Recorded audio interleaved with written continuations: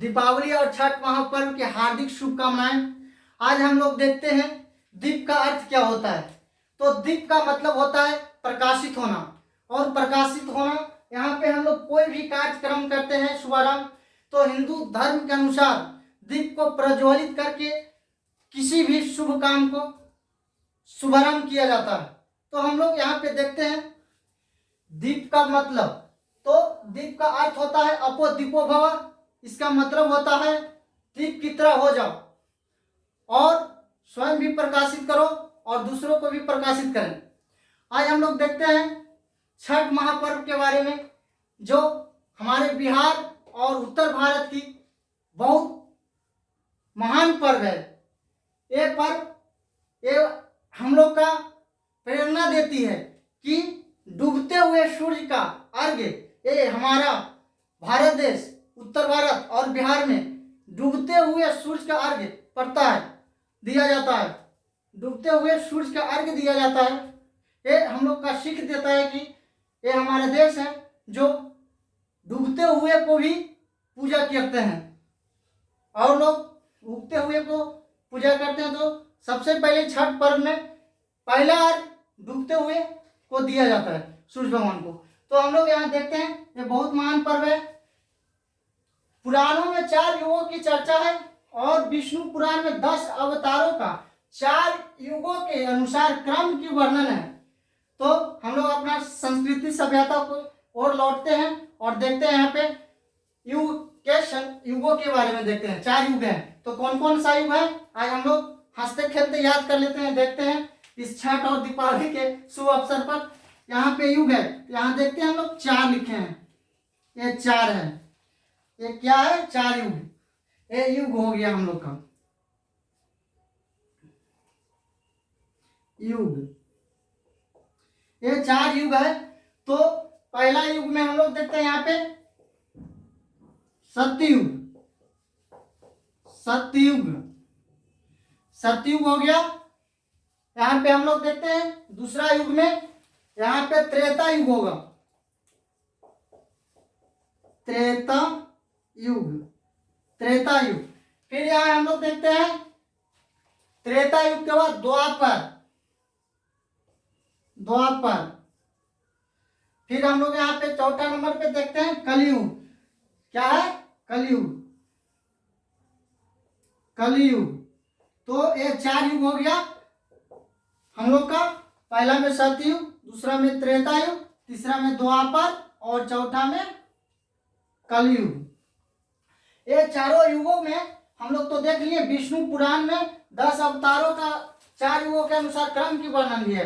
पुराणों में 4 युगों की चर्चा है, तो 4 युग की चर्चा हम लोग कर दिए। सतयुग के कर दिए, त्रेता युग के कर दिए, द्वापर के कर दिए और कलयुग के कर दिए। और इसी में हम लोग अब देखते हैं विष्णु पुराण में 10 अवतारों का, इसमें अवतार का। तो सतयुग में ध्यान देते हैं हम लोग। सतयुग में पहले देख लेते हैं। सतयुग में पहला अवतार हो जाते हैं यहाँ पे।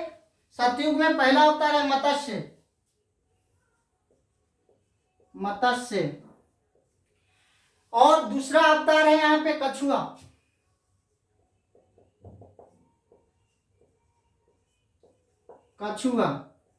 इसे कभी कूर्म करके परीक्षा में पूछ दिया जाता है। कूर्म यानी कूर्म मतलब कछुआ ही होता है। फिर यहाँ तीसरा है बराह मतलब होता है सुअर। यहाँ पे चौथा हम लोग यहाँ पे देखते हैं नरसिम्हा।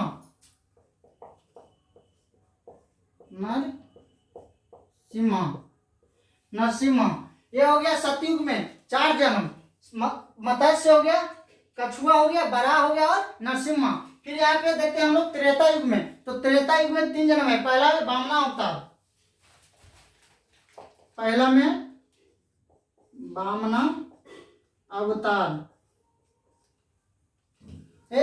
अवतार हो गया पहला में। यहाँ पे त्रेता युग में पहला अवतार है वामना। दूसरा में हम लोग यहाँ पे ध्यान देते हैं, वामना के बाद हो गया परशुराम। क्या हो गया? परशुराम। वो यहाँ पे हम लोग देखते हैं वामना, फिर परशुराम, फिर राम, परशुराम, फिर हम लोग देखते हैं राम, यानी कि त्रेता में 3 गो अवतार का वर्णन किया गया है, वामना अवतार, परशुराम का और राम का। फिर हम लोग देखते हैं द्वापर युग में। तो द्वापर युग में आपका यहाँ पे हम लोग देखते हैं द्वापर युग में पहला हो गया कृष्ण अवतार और दूसरा बुद्ध। परीक्षा में पूछ देता है यहाँ पे कि बुद्ध कौन सा युग में है, तो द्वापर युग में होते हैं, समझे। यहाँ कलयुग देखते हैं, तो कलयुग में एक अवतार है, यहाँ ध्यान देते हैं कल्कि, यानी कि कलयुग में कौन सा है, कल्कि भगवान का अवतार हुआ, यहाँ पे देखते हैं। तो ये यहाँ पे हम लोग देख लिए 4 युगों में कितने, तो 4 युगों में 10 अवतारों का वर्णन हो गया। पहला हो गया मत्स्य, कछुआ, वराह, नरसिम्हा, ये सतयुग में है। त्रेता युग में जन्म लिए हैं, वामना अवतार में है। फिर परशुराम, एक राम, और द्वापर में हो गए कृष्ण और बुद्ध, और कलयुग में कल्कि। तो 1 मिनट और हम लोग देखते हैं, बहुत रोचक कहानी है, रोचक जानकारी है, यहाँ पे ध्यान दीजिएगा। एक युग में 4,32,000 वर्ष होती है। एक युग में 4,32,000 वर्ष होती है, जो हम लोग बहुत रोचक जानकारी है, जानना बहुत जरूरी है। और यहाँ पे हम लोग ध्यान देते हैं इसमें सतयुग में, तो सतयुग में ध्यान देते हैं यहाँ पे सतयुग, तो सतयुग में यहाँ पे हम लोग पहला बात ध्यान देते हैं सतयुग में कितने अवतार हैं, तो 4 अवतार। तो 4 से गुना करेंगे 3,32,000 में, 4 से गुना करेंगे हम लोग यहाँ पे ध्यान देते हैं, 4 से गुना करते हैं 4,32,000 में, 4,32,000 में, तो 4,32,000 में गुना करेंगे तो ये युग निकलेगा, कौन है, सतयुग। इतना पुराना सतयुग है हम लोग का, कितना पुराना है, तो 4 गुना 4,32,000 गुना पहले में सतयुग था। फिर ये रोचक जानकारी है त्रेता युग, तो यहाँ तो 3 से गुना करेंगे, 3 गुना 4,32,000, ये त्रेता युग में इतना दिन मतलब वर्ष होगा। और यहाँ पे द्वापर में ध्यान देंगे, 2 से गुना करेंगे 4,32,000,